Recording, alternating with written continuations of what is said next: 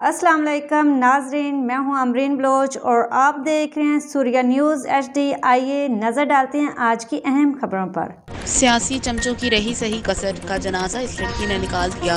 मैं इनकी बातों से 100% इत्तफाक करता हूँ। मुख्तलिफ पार्टियों में चालबाज, चापलूस, मफाद परस्त लोगों की वजह से सच्चे ईमानदार पार्टी वर्कर्स को पीछे धकेल दिया गया है और यही पार्टियों मुल्क की बर्बादी का सबब बनती हैं।